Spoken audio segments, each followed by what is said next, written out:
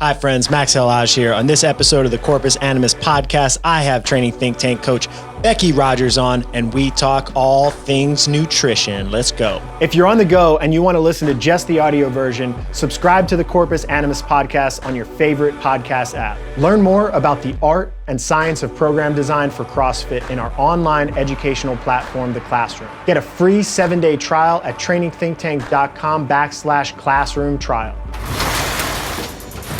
All right, so we're going to talk about food today, or Becky, or a combination of Becky and food and lifestyle. Mm-hmm. And let's start it off with Dunkin' Donuts. Dunkin' Donuts. I have a Dunkin' Donuts coffee here, which is delicious, and I ate bagel minis that are basically donut whole bagels with cream cheese inside of them. They warm them up for you. It fits everybody's macros, guaranteed six-pack awesome. If you eat enough in a day. Yeah, do they come in a little box? I only ordered 2. They come at 2. And then after I ate 2, I was like, damn it, I should have. Yeah. I should have had 24. Yeah. I should have ate until I was sick for this podcast. That's a good lead in. Yeah. All right. So tell us, why don't we start with your journey with food? Because I feel like everybody gets into coaching food and coaching training with their own obsession over food and training first. Yeah. I mean, I guess probably the first time that I actually thought about food and how I eat was in college. I think everybody goes through their like vegetarian phase. So I was a vegetarian.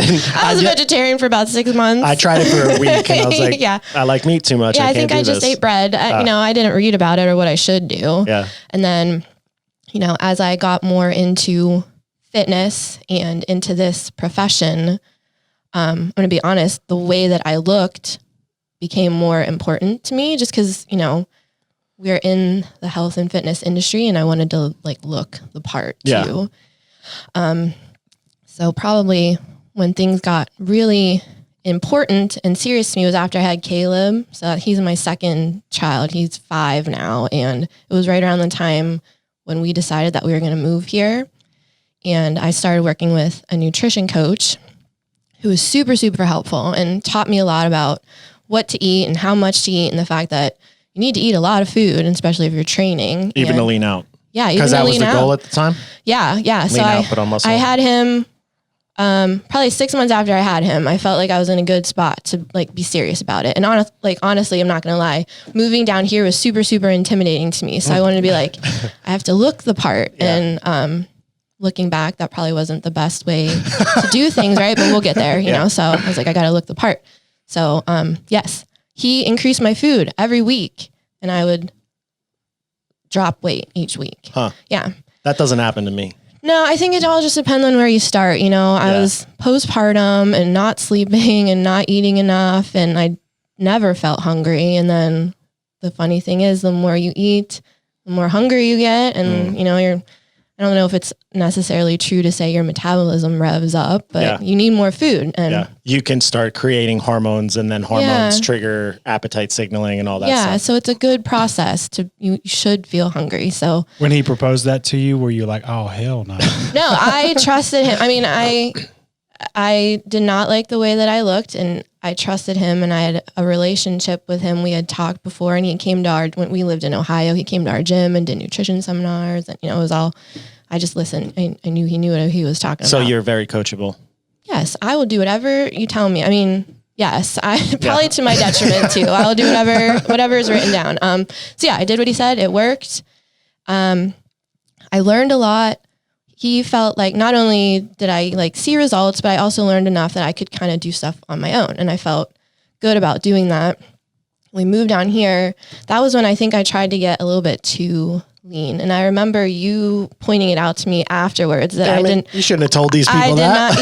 I think he said something like, you did not look healthy. I was really, really thin, I did not feel good. You agree looking back though, that you were too lean? I liked the way that I looked, but I didn't like the way that I felt.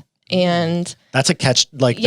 Is catch 22 the right word? I don't know, but it's something that not everybody realizes. They have this picture in their head, and then what it takes to get there might not be worth it. Yeah, the image. I think the imagery that we use. And part of it, I think, is also the imagery is fake. Like you can get Photoshops or perfect lighting, or people are having water sprayed on them and then post-production on photos. But we have that image in our head of what we want to look like or what is beautiful. And then you strive to it. And you realize that like that is a singular moment in that person's life that took weeks and weeks and weeks of preparation for a specific photo shoot that they'd never look like that. Yeah. And I think it creates a lot of dysmorphic headspaces for people. Yeah. Yeah. And I think once I got to that point, I didn't know how to get out of it smartly. Right. So we had just moved here. You know, he wasn't quite 1 yet. And then I had a 4-year-old and a new routine, which I'm not very good at new routines. It takes me a lot to get back into like just how I feel normal. So trying to find a new schedule, I was just kind of all over the place and I couldn't devote time to figure out what to do about food. And then it was kind of just like, well, I was so strict. Now I'm just kind of whatever, I'll eat the Cheez-Its, you know, stuff like that. And it didn't get, I think it could have swung way in the opposite direction, and I didn't let myself go all the way over there because again, I'm in the back of my head, I'm like, I have to look a certain way. But I think going through all of those extremes, you know, eating paleo, eating zone, trying different ways of dieting, going to that one extreme and then kind of messing up, getting out of it, all of that has kind of helped shaped the way that I eat right now and what works. You've mentioned this a couple times. You want to look the part. Where's the threshold of like, okay, I look okay, or I went over the deep end.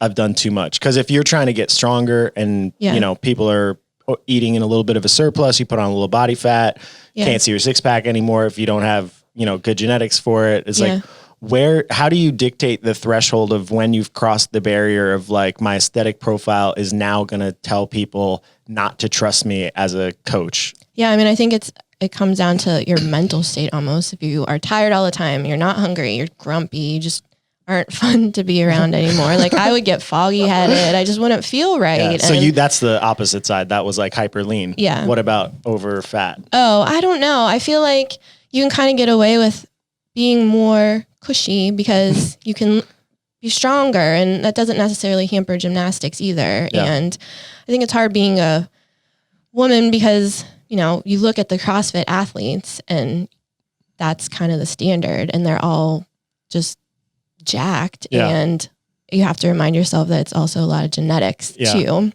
But I think the other extreme of too big is probably, if your clothes stop fitting and like things are tight and you just look uncomfortable and you're breathing hard when you try to do workouts, that might be when you need to like reevaluate. I might have to reevaluate. Yeah. That's I feel like the scale is not the best way to measure either progress, lean too far. It's like how your clothes fit is a good way. I remember, so like I have had my own issues with body dysmorphia, food, and not liking the way I look. And I think a lot of it was from cutting weight and wrestling, getting down. My brother did a little bit of fitness modeling growing up, and I got chubby as a kid right when he was doing that. So it was like the perfect storm for me to feel insecure about the way that I looked. And did he call you any names? He was actually not too bad, but I got picked on a lot. And he didn't have any like fatty name for you? Like, come here, tub bucket. No, I was like very sensitive. Either I would cry a lot or I would rage and try to break everything and fight everyone if I got picked on too much. So I think he just realized it's not worth. What was your go-to snack food when you were chunking it up? It wasn't necessarily bad foods. I think I just always had a pretty big appetite and I just overconsumed. Like, it could even be like rice and chicken and I would just eat a bunch. And I think like maybe just that pre-puberty period, because it was really only like a couple year period of time I started to like kind of go through puberty and put on like 50 pounds of body fat. And then I hit puberty and I grew 6 inches and lost most of it. But all of the like scarring from being chubby stayed. You just like never really get rid of it. Surprise, surprise. Max is going back for thirds. Yeah, exactly. I forgot what I was going to say now. I forgot what I was talking about. Oh, and so when I came out of that whole, like, I don't really even think about it that much anymore. But when I came out of that, I remember doing research on what appropriate body fat levels were with a correlation to height, to health. Yeah. And they're so much higher than what the fitness industry would make most people strive for, and seeing accurate body fat of people that look like they're hyper lean are not always as lean as as you would think from a body fat perspective. I've seen people, I think Rich Froning like 5 or 6 years ago put up a report of his DEXA scan when he was like 10.8% body fat. And he looks like he's almost stage ready in his upper body, super lean, but you can't really tell that. Whereas another person could be that same body fat and look chubby. They could have love handles so it's kind of a weird process if people are thinking that the image is going to be related to the health or their actual body composition. Yeah. It's so individual. It's just like training, you know, everybody needs their own specific program, nutrition. It's always different. Yeah. So now you're just figuring it out, balancing with training. Yeah, no, I feel like I have a good way about going things, and it's in cycles. Like it's just like a training cycle. Yeah. There are certain parts of the year, usually closer to summer, that I just am more aware and more precise with what I'm eating. And then the rest of the time, I have a pretty good idea. I've, have been doing this enough that I think that I'm better at listening to my hunger cues, which is also something that I don't think a lot of people are aware of. But, when I'm hungry, when I'm not hungry, and I just kind of go by that feel. And our bodies are really good at giving us those signals and really good at knowing how much food we need to eat. But we're shitty at listening. Whatever happens in our lives that we stop listening, we kind of have to get back to that point. So I feel like I'm in a good spot now. So our industry, and I think probably CrossFit in general as well, is very heavily measurement oriented. And that would be like in the sport perspective, like, taking your times, taking your weights. Like I think it takes an analytical A-type person either to be an athlete or is a coach of all the athletes, is paying attention to the quantifiable and the measurable. I think that has translated into the general food profiles of most people being driven by the analytical side of it. Like if it fits your macros, weighing and measure your macros. Zone diet is some sort of a quantified system for measuring the amount of intake. We know that you have to do some amount of measuring, but I don't remember when it was, maybe like 3 years ago, you read Mindful Eating and then gave me Mindful Eating. And I remember going through that and being like, man, this is kind of like a lost side of food that isn't talked about if you're only thinking about how you look and how you perform, and just talk about that a little bit. There's no question. Yeah, no, I mean, I think again, going through my whole food history, it started with Zone because that was what everybody did in CrossFit. And it's a different way of counting macros that's not as detailed, right? They just give you amounts to eat, and then kind of like, it measures out your calories for you. You don't have to think about that. And I leaned out on that pretty good. And then I didn't feel hungry or, whatever. And then paleo was the new thing. And paleo back then was just eat whatever you want. You don't have to weigh and measure. Just keep your insulin down. And I gained 10 pounds. Really? That's funny. I had almost opposite. When I tried Zone, I felt hungry and irritable all the time. And I started to lose muscle and feel like chubby and softer. And when I ate paleo, I think I just naturally ate less carbs and higher fat and just ate anything I wanted and to satiety and felt better. Yeah. I think I've always been a carb kind of person. A carber. I think when most people switch from Zone to paleo, it was like, fats. Bacon. Yeah, bacon. That's what it did for me. Adam and I would put a whole thing of bacon chopped up in a pan and 12 eggs and just like mix it for breakfast. And I would eat like half of that. Beautiful. There's my recipe recommendation for you. Because in Zone, you'd eat like 12 almonds per day. Oh God, that stressed me out. I think the one thing that was good about Zone, I think, was I probably ate more vegetables on Zone because they would tell you to eat this, this, this, and that. And paleo was like meat and that. And I forget what we were talking about. We're talking about, or I asked you about mindful eating. Oh yeah. So that's the measuring part. And then the paleo, it wasn't so mindful. It was like, you can eat whatever you want. And I didn't think about it. I just thought I can eat whatever I wanted. Yeah. And then you go to counting macros, and I think that's something that's important for everybody to do, just to know amounts that you're eating and whether you want to fuel your body for training or whether you want to lean out or gain weight, whatever it is. But at some point that becomes a bit obsessive and it's not sustainable for the rest of your life. You know, you can't bring your food scale. You're 60 years old to like the buffet and start measuring stuff. Yeah. And it's not accurate because you don't know how much butter they're putting in it. Or, so you just basically can't eat out. I kind of went from, you know, in my fitness pal, I had a streak that was probably 4 years long of tracking every day. And it got to the point where like, that's just me. I was going to keep my streak going. Yeah. And I remember the first day that I said I wasn't going to track anymore. And it was hard. We were on vacation, so it wasn't as bad, but it was just like the mental thing of, I was like, what am I going to do?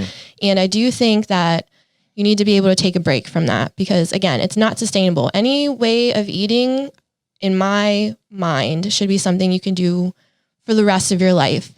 Whether that's working in phases of being more strict and being, you know, less restrictive or just trying to maintain as best as you can. But I don't think that being 100% accurate, eating XYZ every day is something you can do for the rest of your life. Yeah. Well, the other thing, I used to hate when people say this, but like when I was a kid, people be like, oh, your taste is going to change when you get older.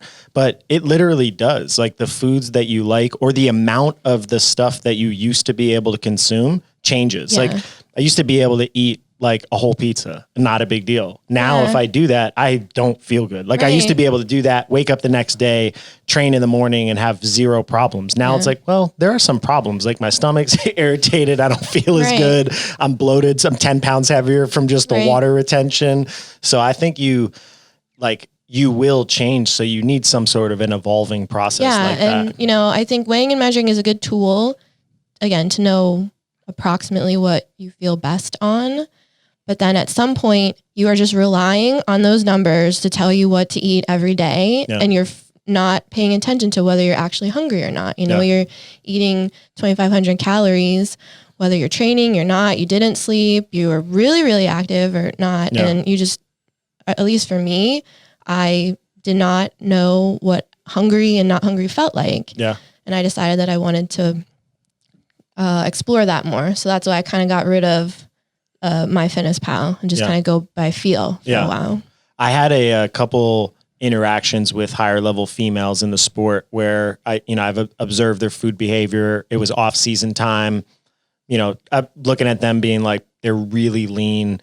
They're not really doing that much training right now, but they're going to be preparing in higher volumes. Like now would be the time to kind of like go into a little bit of a surplus, maybe put on a couple pounds of body fat, just like feel good and decompress and stop thinking obsessively about like when you do that, when you weigh and measure and you get up, if you're just weighing and measuring and prepping all of your food, it's probably like a good 90 minutes to 2 hours in your day, unless you're just eating like completely plain stuff, like plain rice and there's no cooking and you already have it all done.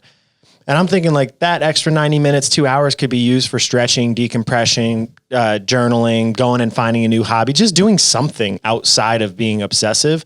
And I think that those conversations actually ended up being detrimental to our relationship because it was almost like I'm trying to take away some aspect of who they were. Like, no, I have to do that. And I got it. I got the answer right. This is exactly how I'm supposed to be doing things. You know, I think it's scary. I think people don't trust themselves. And they need the numbers because this is working.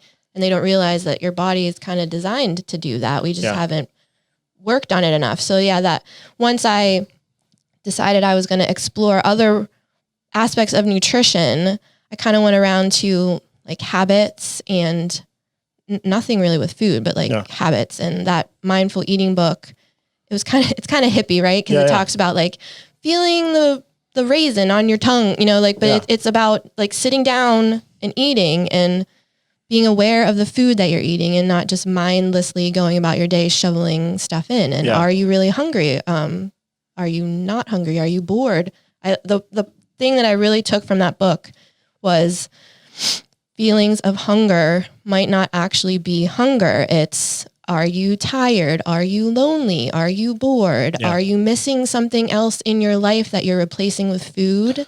And that point right there just kind of blew my mind because honestly, that was me a lot of the time. I was tired and stressed out, and I don't know, whatever happened in my childhood that I would eat Cheez-Its and Pop-Tarts, you know, like that's what I would turn to. And once I realized that was my tendency, it was like this huge door opened, and then I could change the way that my behavior was. Yeah, because it started with just having some sense of awareness that this was the process. Yeah. It's like X happened. This is how I reacted. I don't like how I react, but if I don't know that that is what is happening, if I'm not able to step out of the moment and be like, this is why you're doing it, you can't change anything. Yeah. So there's a book called Biology of Belief that's Bruce Lipton, and he's got like a whole, he's kind of created a movement in the scientific community. And I don't know if he's respected still within the scientific community and the research and the, like how academia actually works, but his isn't related to food, but he talks about how the way you believe about things actually impacts how you react with your environment. So I thought about that with relationship to food and seeing people in the past. Like there's two kind of like major avatars of people when it comes to like sport performance. There's people that just like, they got all the genes, they got everything figured out. Maybe they were supported, they're super self-confident, whatever. And then there's other people that maybe have the same talent profile, but they're like insecure about the way they look, or they don't have self-confidence, or their self-doubt creeps in. And I watched a lot of times when it was people who were like either a little too chubby or the opposite, like they're a little bit too slender and they're not super anabolic and they don't put on muscle easily. The beliefs they have about their food. So a lot like chubby people will be like eating a cookie, like, oh, you know, I don't respond well to food, or if I eat too much of this, it's going to go to my love handles. And I always wonder, like, how much is that belief and that repetition of that thought process in your head right before you eat actually change your physiology before, versus somebody like Noah, whose food profile is pretty good, but if he eats a cookie, he's thinking, I need this cookie because it's fitting into my macros and it's helping me recover from training. Is there something physiological that's happening just from having better self-confidence and a better belief structure about the food? I'll test that out. All week I might eat cookies, be like, oh, crap. I need But you got to believe it. You can't just, I'm sure there's something to that. I feel like it's your brain, you know, and telling your body what to do. And if you, I guess part of that is if you really believe it, that means you put in the work. Yeah. So true. Sans that's why I'm going to fail. All right. So that's you in a nutshell with your nutrition. So from a coaching perspective, how's that kind of translated into helping other people with their food? Because that, like we talked about, everyone's journey is a little bit different. You come from a different place, different insecurities, different volume of training, different type of training, different age profiles, different hormones, disease profiles, like all that stuff influences. So like, what's the starting point? Yeah. I mean, I think, I think of nutrition as like lifestyle. It's like one of 5 or 6 other things. It's food, it's sleep, it's stress, it's relationships, it's training, and making sure that all of those things are as optimal as they can be. And a lot of the times I don't even start with food anymore. I talk about just them and their lives and try to get to know them and how they think. And I try to be the one to recognize the patterns in their behavior and then try to get them to see the patterns in their behavior and then give them tools to help them change. You know, a lot of people have snacking at night. They want to stop doing it. And, you know they do it and they say, I want to stop it. And then that's it. They think that there's just this willpower that they can enact that will get them to stop snacking. And I honestly don't think that anything is about willpower anymore. It's about your habits and it's about reinforcing your behavior that you want. And eventually that becomes so easy that you don't have to think about it. And then that's willpower. You know, you don't need to stop yourself from doing it. You don't even think about doing it anymore. Yeah. You don't have to use your willpower resources to stop eating the cookie. You just eventually don't get the desire to have the cookie. Yeah. I've come around to, I think so much is habits and behavior more than just numbers and statistics. And, but you still use numbers and statistics. So it's like the yin and the yang. It's a little, or a balancing act. Yeah. Like and part of that is because I think people that want help with it think that the numbers are all they need, right? Just give me protein, fat, and carbs. I'll be able to do this. Give me total calories. But if it was that easy, people wouldn't need us to help them. They would just go online and do a calculator. Do you sense any pushback when you kind of do a new person comes to you and you hit them with more of these lifestyle things rather than just hashing out the macros? Like, how does that work? Well, I don't do that because I know that I could get that people will be like, why aren't you giving me food numbers? So I try to meet them in the middle, what they're expecting, what I think they need to do, just kind of hear. Yeah. And then with people that I work with on nutrition, we get on the phone every week. And I feel like that's really helpful because a lot of the times people will just talk and then I'll just listen and, you know, how was your week or what was stressful? Why was it hard to hit these numbers and blah, blah, blah.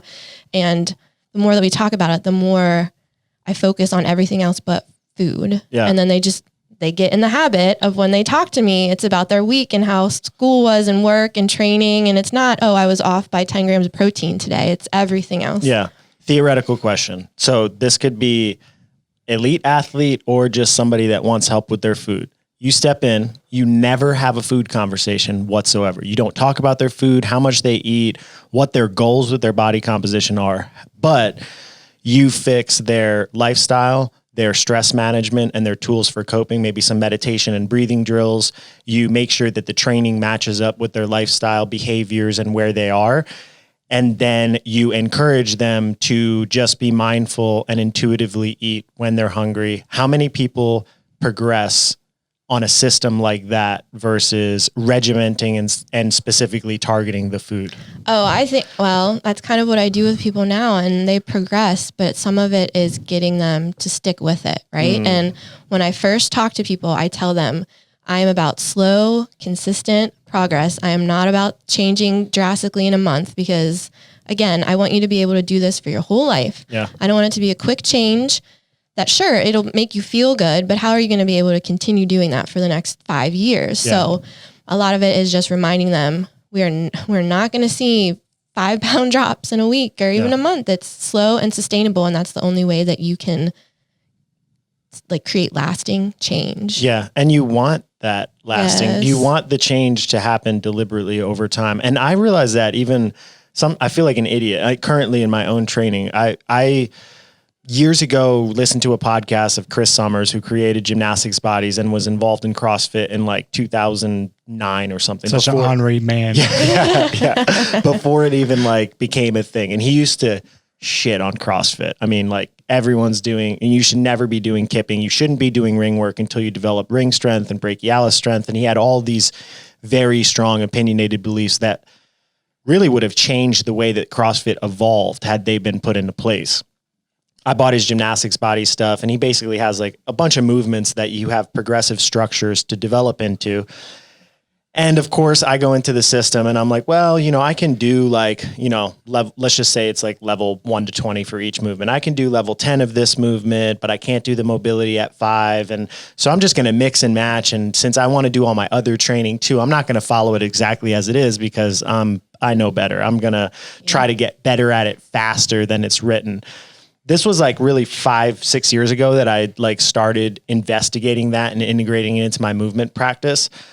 And because of that, I think I made substantially less progress. So 2 weeks ago, I was like, you know what? I'm just going to follow it exactly as it's written. And then going through it from the beginning, like just taking the beginner mind state and being like, this guy's an expert in gymnastics. I'm just going to follow exactly how it's written. Even just in the 2 weeks, the amount of learning and progress and just core endurance, because the volume of reps is so much higher than I was doing by splitting it up, made me realize, like, had I just been doing this consistently at the very basic level for 5 years, I probably would have been so much better off. And I think that's like everything. It's food, it's training.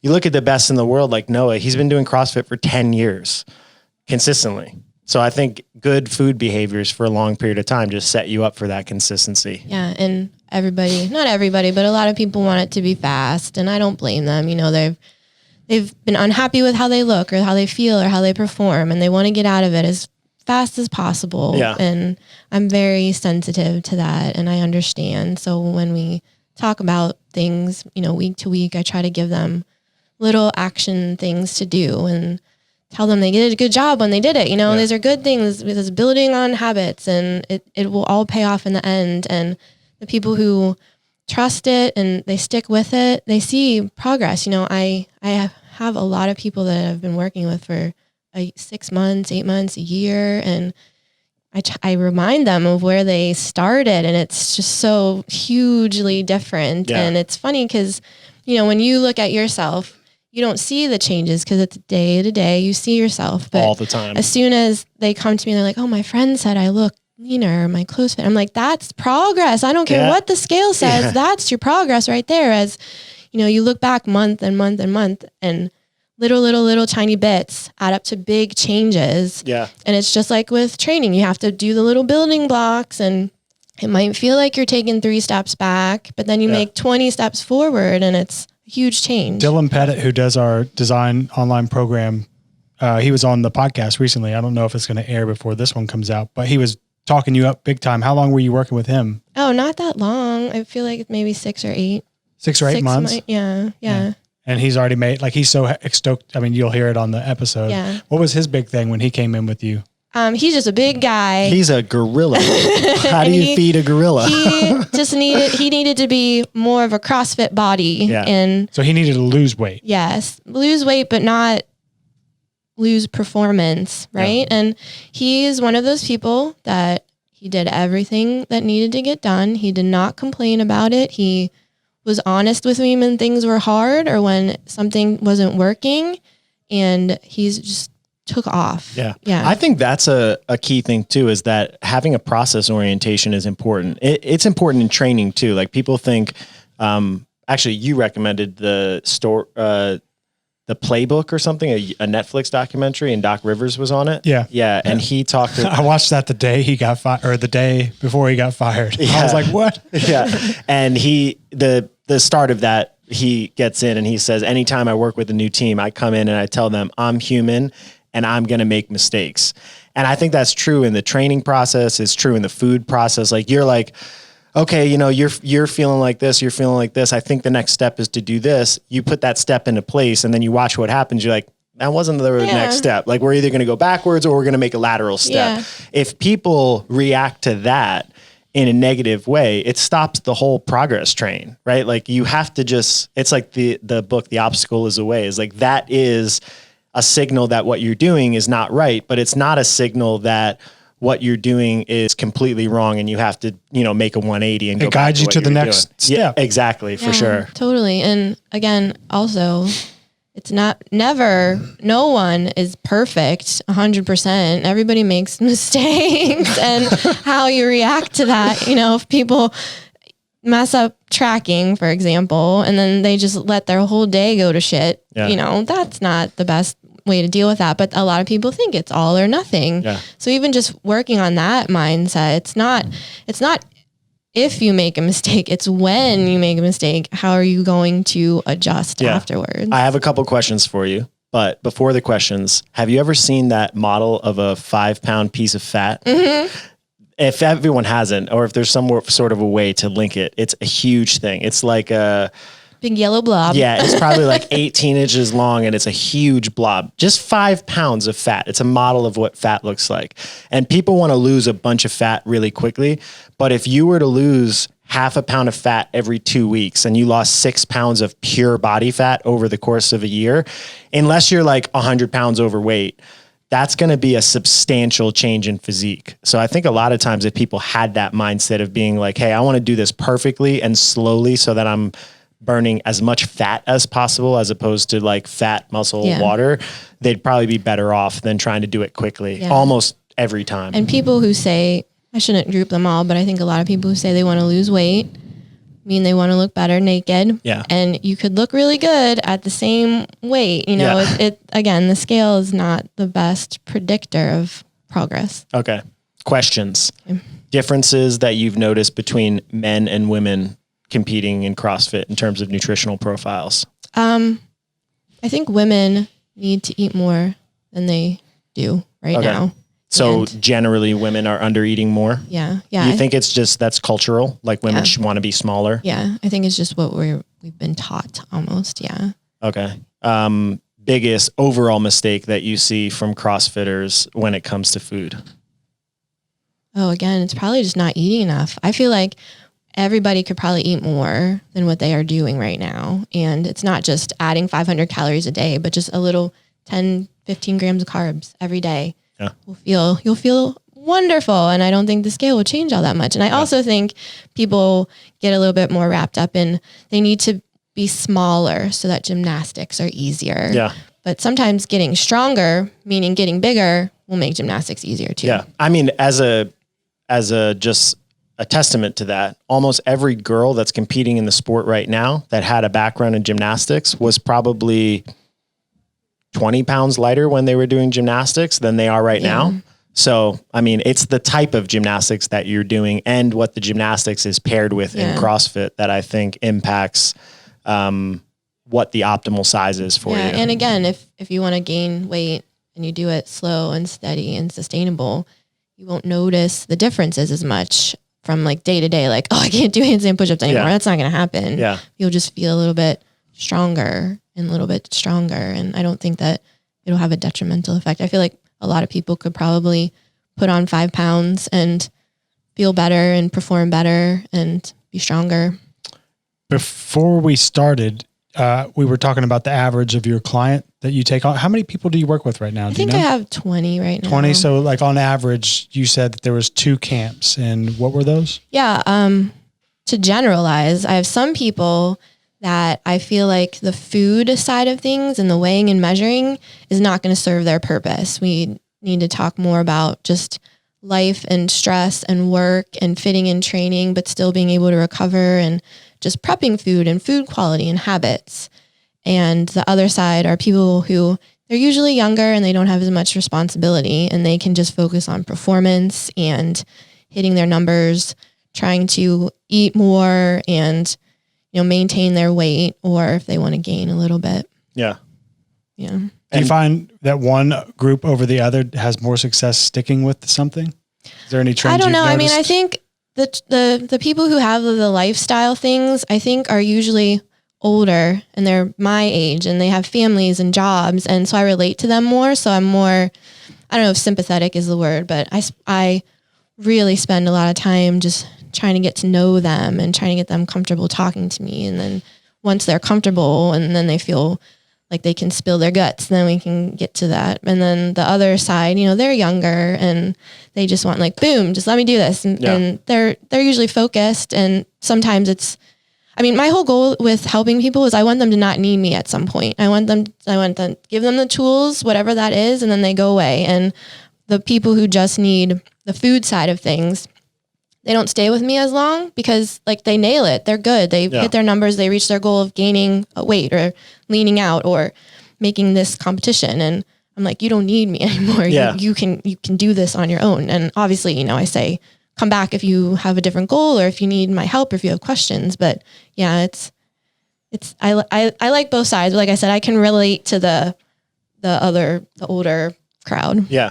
So as a follow-up question to that, how often in that macro group, how often is that macronutrition profile changing? So either you make an adjustment, you finally get like, okay, this is what you should be eating right now relative to what you're doing. How often does that change? Like, okay, you did your competition and now your training volume is going to drop. Like, how radical are those changes when you're that'll be one. Those? One is, it depends on, so, you know, with those people, it's usually body composition focused or performance focused. So body composition focused people, I try to keep them at the same numbers as long as possible without taking food away, as long as they're making progress. And again, it might not be that the scale changes, but their clothes fit differently. People notice, or so I try to keep them the same for 2-3 weeks at a time. The performance people, again, with the assumption that they're probably not eating enough to start with, each week I would try to bump things up a little bit, keeping their weight in mind, performance in mind, sleep, all of that. So it just depends. Usually the answer general is when they stop making progress, but progress is different and there's many different ways to measure it. So I try to remind them too, like, yes, the scale didn't change, but this is changing. Or yes, you didn't PR your deadlift, but like you can do 10 more strict pull-up, you know, something like that. With performance-based athletes, I just blanked on my question. No, we're staying here until you get it. Is the goal with performance-based athletes, especially in CrossFit, to get to the highest possible intake that you could get them without gaining weight? I try to do that. Sometimes for guys especially, that's really hard because some guys can put away food. So I want them to eat more carbs than they probably are doing, but also not to the point where they're stuffing themselves and they feel uncomfortable. Yeah. So it's kind of just a balance. But yeah, weight is a big one that I try to keep a focus on. as we're bumping up food. But sometimes, again, people will say, oh, I don't want my weight to go up. But then they feel so good in the gym and they're PRing all these lifts and then like, oh, 2 or 3 pounds doesn't matter so much. I remember reading some literature on what elite endurance athletes ate in terms of carbohydrates in like higher volume training cycles, and like 150 pound men would be eating like over 1,000 grams of carbs in a day. And that like blew my mind. I was like, oh my God, that's so much. That's almost double what most elite CrossFit men would be eating. And CrossFit guys are training a lot and they're heavier.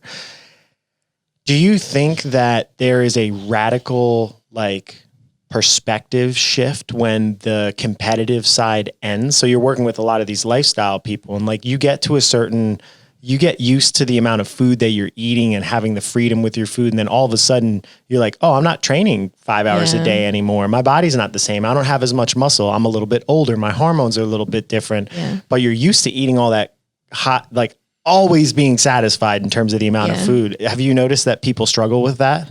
Yeah, I think sometimes it's just a little bit of that and just stress and having other things going on. They can't pay attention to food. I mean, the one thing that I always try to keep consistent is protein, especially as you get older. It's really, really important. And even bumping it up higher than what most people say, 1 gram per pound, that can help you feel a little bit more full. But yeah, it also goes back to just, are you hungry? Just the basics. Master the basics. What first. macronutrient do you feel like most people get wrong?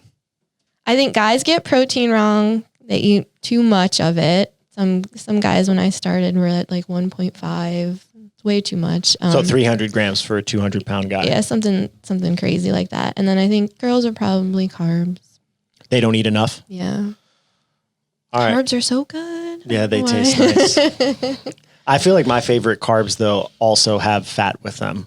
It's hard to just get That's carbs. why they're tasty. Yeah.